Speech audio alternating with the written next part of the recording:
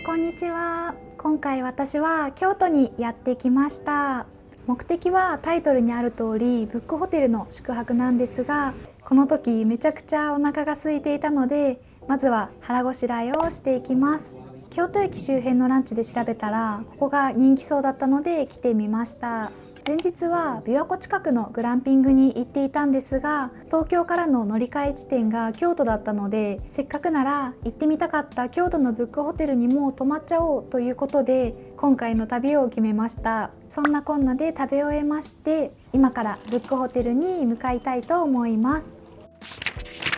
今回はブックホテル京都九条にやってきました。中に入ってすぐもうずらーっと本が並んでいて、ここには一人で来たんですけど、内心とってもテンションが上がっています。チェックインカウンターの向かいが共有スペースになっていて、もうひたすら本がたくさん置かれている空間ですでに大歓喜です。ここのホテルのテーマは本で遊ぶらしくて、まるで本の世界に迷い込んだような本の迷路、ブックラビリンスを演出しているそうです。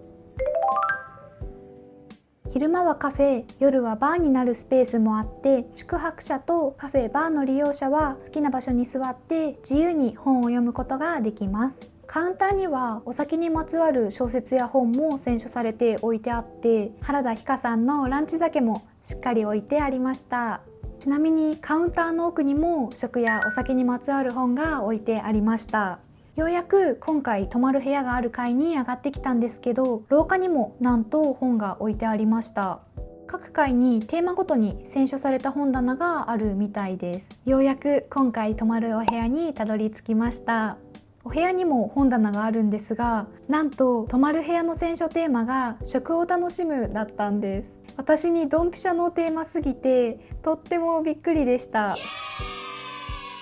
今回ブックペアリングのプランを選んでいたので、早速いただいた本を開けてみたいと思います。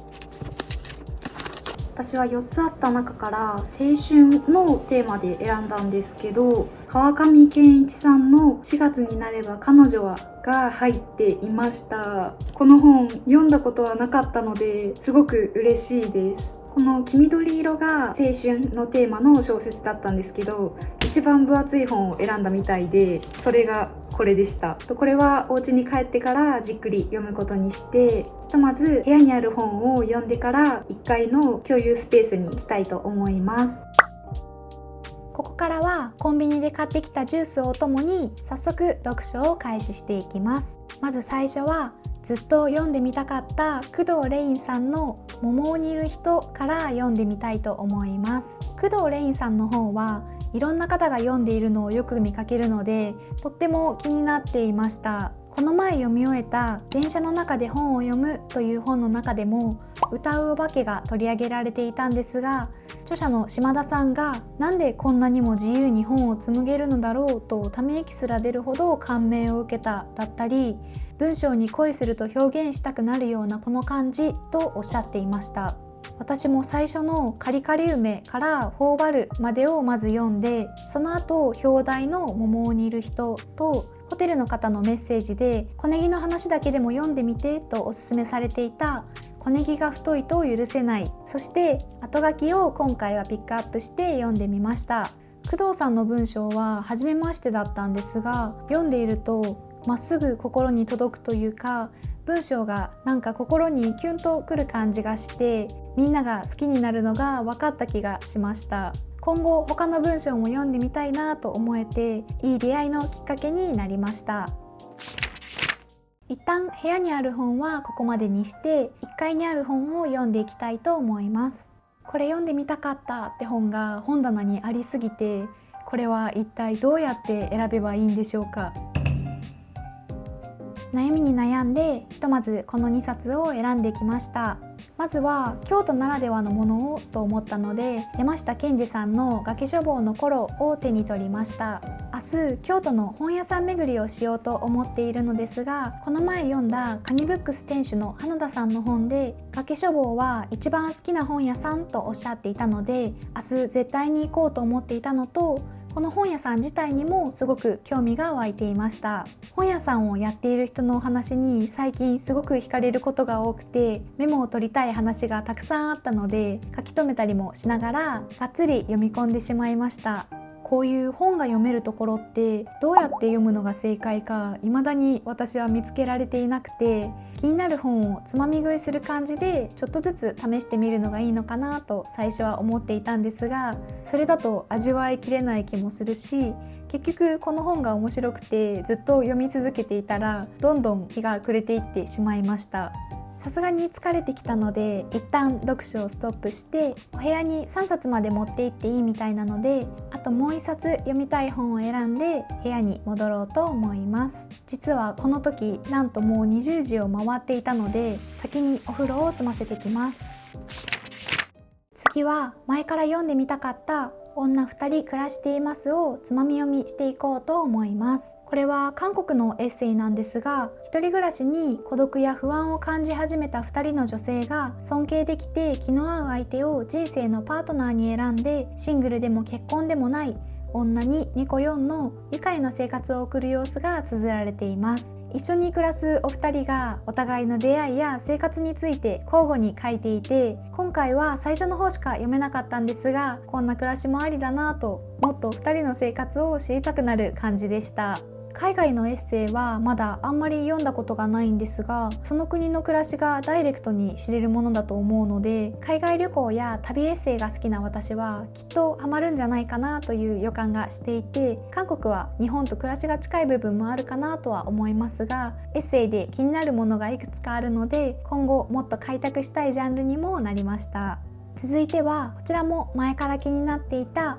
萌え柄さんのすべて忘れてしまうからを読みます。想定が可愛いなと思っていた一冊なんですが、読んでみるととっても好きな感じの本でした。内容としては何気ない記憶を振り返って、いいことも悪いこともいつか忘れてしまう前にと書き留めている本でした。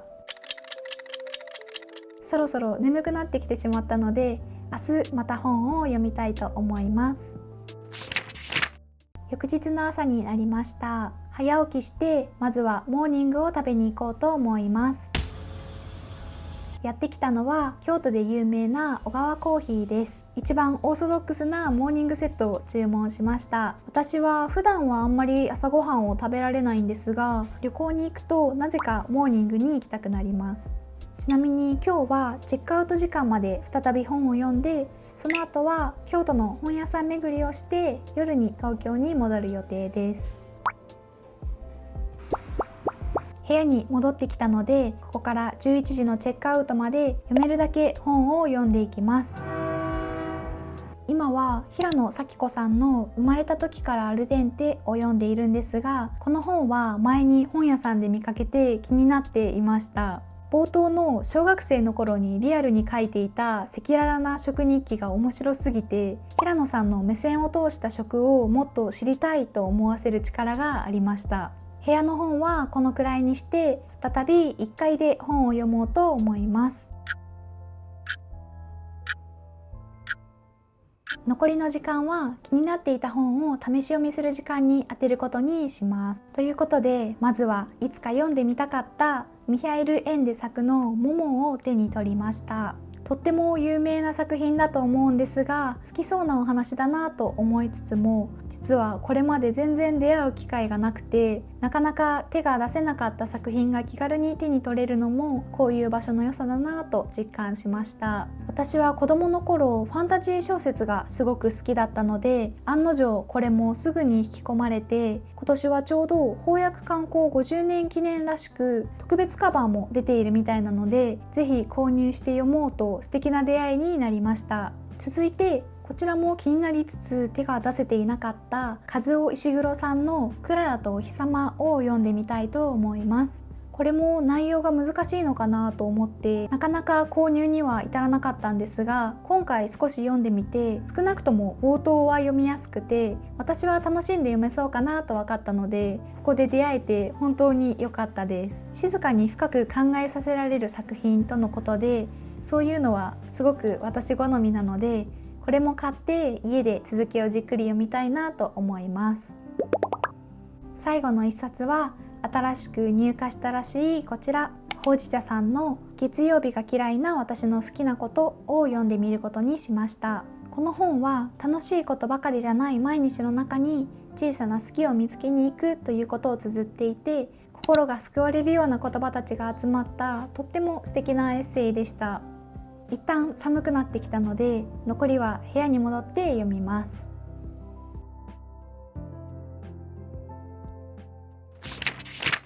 ということでチェックアウトの時間になってしまいました。気になっていた本がたくさん読めて大満足のブックホテル泊になりました。今からは京都の本屋さん巡りを楽しんでいきたいと思います。最後まで見てくださりありがとうございました。バイバーイ。